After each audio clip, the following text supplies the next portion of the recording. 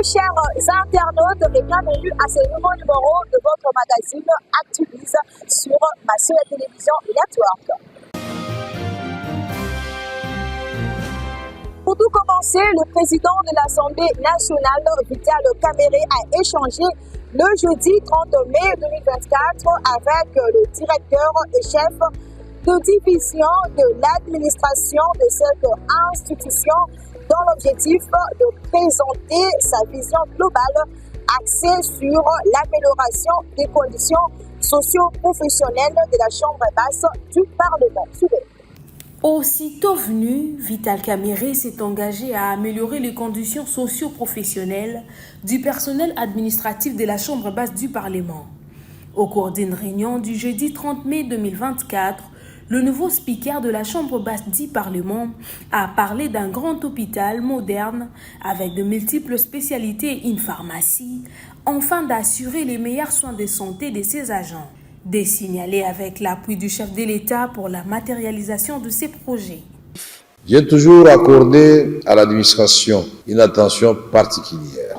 Dans mon discours inaugural, j'avais dit l'administration a un grand rôle à jouer. C'est comme ça que je n'hésite pas partout où je passe pour essayer de renforcer l'administration.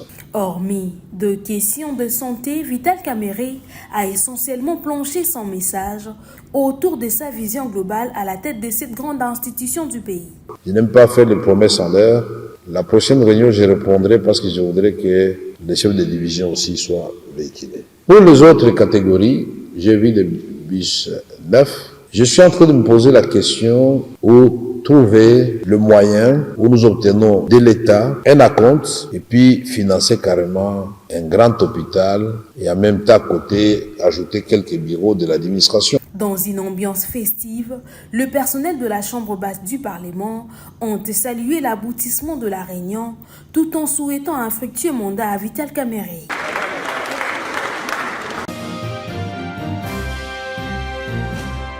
Le lendemain de la publication du gouvernement simulois, le caucus de députés du Maniema s'est dit mécontent face à l'absence de représentants de leur province dans cette équipe composée de 54 membres. On les suit.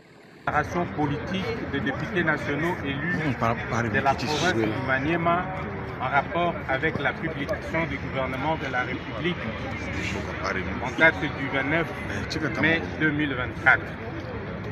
Le caucus des députés nationaux de la province du Maniema a suivi tard la nuit du 28 au 29 mai 2024 la publication par ordonnance présidentielle du gouvernement de la République attendue par tous les Congolais, dirigé par Madame Judith Soumina Tuluka, première femme nommée à ce poste dans l'histoire de notre pays.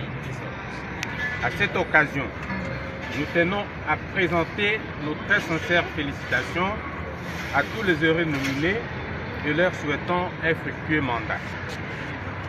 Notre pays est confronté à plusieurs défis à relever où tous les secteurs de la vie sont devenus prioritaires, d'où la nécessité de la conjugaison des efforts de toutes les provinces pour réussir la cohésion nationale.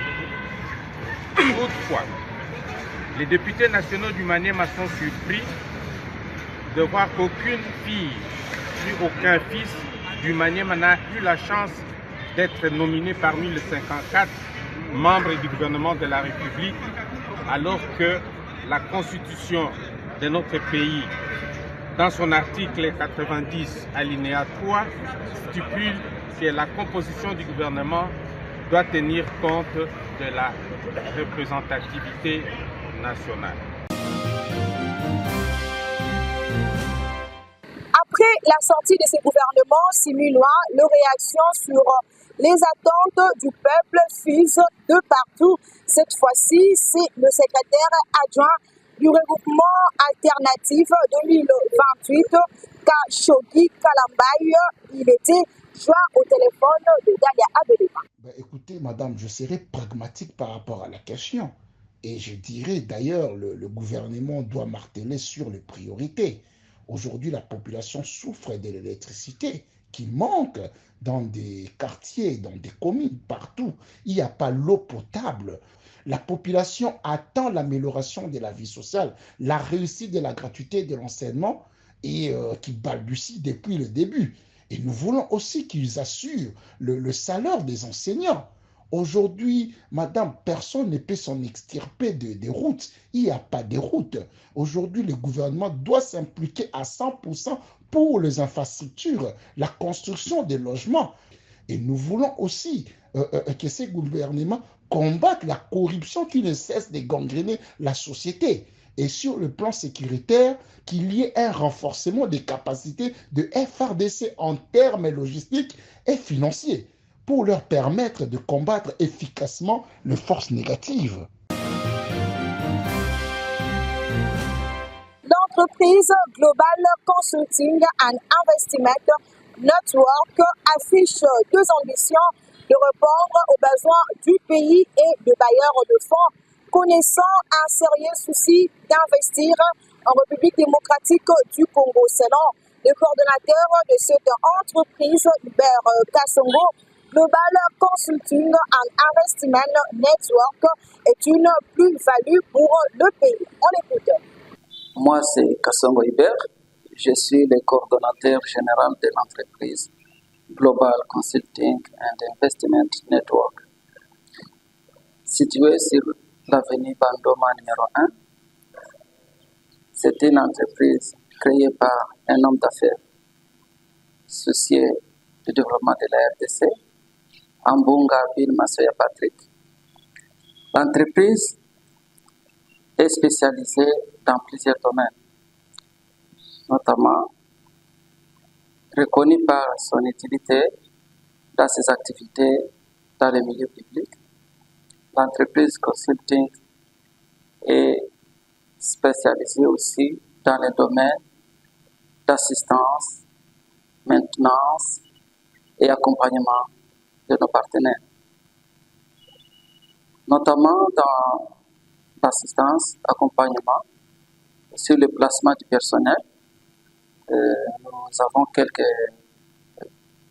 partenaires qui sont avec nous depuis le début de la création en 2020 de cette entreprise.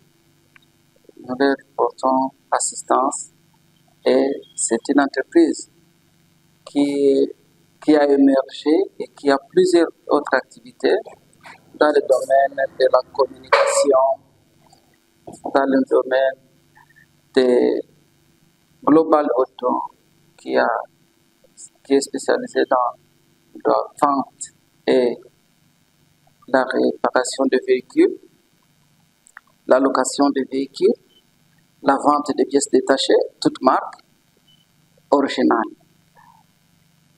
Pour le moment, Global Consulting veut étendre ses actions dans plusieurs provinces. Notamment, nous avons commencé par la province du Congo central, où nous avons un bureau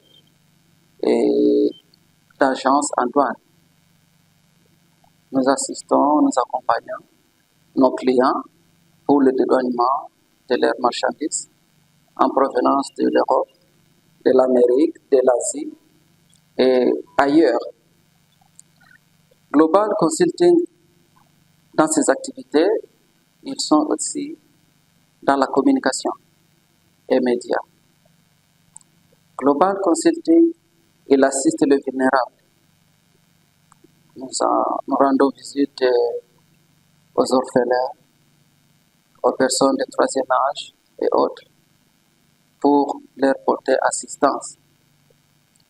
Dans le projet de Global, nous allons faire une descente sur le terrain. L'étude de faisabilité est en cours pour assister les victimes de la guerre d'agression à Goma. Ça, c'est une préoccupation majeure et c'est ce qui va nous encourager, nous pousser encore plus à faire mieux. En ce qui concerne le garage, qui est situé sur l'avenue du sport numéro 97, nous demandons à nos clients, nos partenaires de venir nombreux, nous visiter et nous faire confiance parce que nos services n'ont pas de concurrents. Dans le domaine de la vente et location de véhicules, nous avons des véhicules de type 4x4 et autres, des véhicules VIP, des véhicules de terrain et toutes sortes de véhicules que vous pouvez en avoir besoin. Ce n'est donc fini pour aujourd'hui. Merci à vous de nous avoir suivis. Restez branchés pour ne rien rater. Au revoir.